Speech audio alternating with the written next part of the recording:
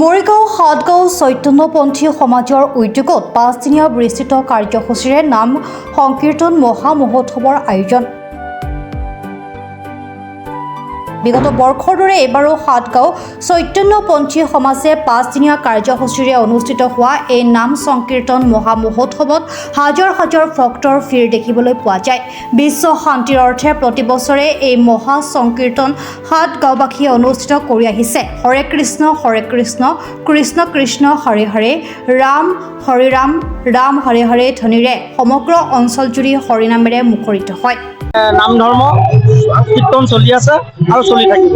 আমাৰ ইয়াত আপোনাৰ সদায় ধৰক 2000-3000 ভকত বৈষ্ণৱ মানে উপস্থিত হয় আৰু আমি প্ৰত্যেককে আমি ধৰক ভকত সেৱা কৰোঁ আৰু মানে 1948 চনৰ পৰা আমাৰ ইয়াত এই 24 পহৰ নাম সংকীৰ্তন চলি আছে। 1948 চনৰ পৰা মানে 24 পহৰ মানে দিন ৰাতি 8 পহৰ ধৰা হয়, যেনেকৈ অষ্টপহৰ এক দিন আৰু ৰাতিটো ধৰি অষ্টপহৰ ধৰা হয়, যেনেকৈ 3 দিন 3 ৰাতি 24 পহৰ ধৰা হয়। অহৰহ তাৰমানে এইটো আমাৰ শ্ৰী শ্ৰী গৌৰাংগ মহাপ্ৰভু চৈতন্যদেৱ আমাৰ যি গুৰুজনা তেখেতে এই নামটোৰ মানে সৃষ্টি কৰিছিল আৰু সেইটো এক নাম মানে হৰে কৃষ্ণ হৰে নাম কৃষ্ণ কৃষ্ণ হৰে হৰে হৰে ৰাম ৰাম ৰাম হৰে হৰে। এই নামটো মানে অহৰহ চলি থাকিব, 24 পহৰেই চলি থাকিব। তাৰমানে আমাৰ অহা ৰাতিপুৱা সামৰণি ক্ষেত্ৰত আছে, মানে অহা ৰাতিপুৱা সামৰণি হ'ব।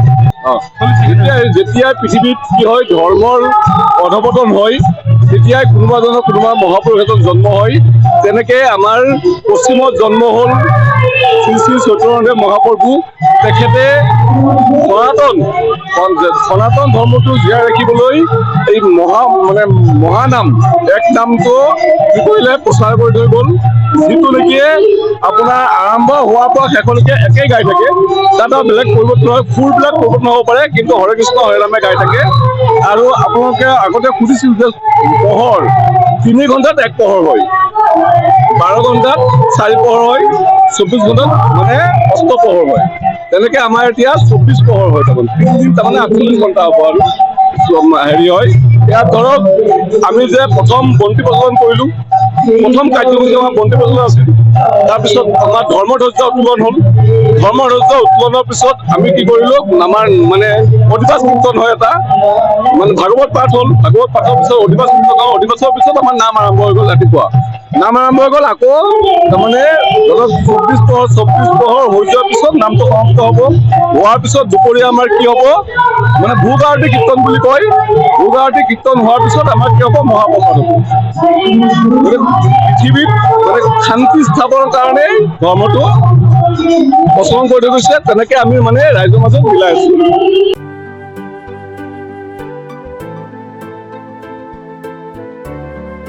মৰিগাঁৱৰ পৰা বুবুনাথৰ ৰিপৰ্ট, প্ৰাতঃ টাইম ডিজিটেল।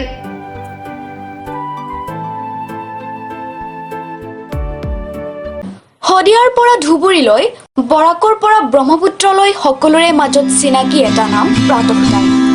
থলুৱা ভাষা, কৃষ্টি আৰু সত্য বাতৰিৰ আধাৰত প্ৰতিষ্ঠিত খবৰ প্ৰাতঃ টাইমৰ প্ৰতিটো বা বাতৰি পুংখানুপুংখভাৱে চাবলৈ Facebook, YouTube, website, Twitter, Instagram আৰু ব্লগাৰ পেজত লাইক আৰু ফ'ল' কৰক।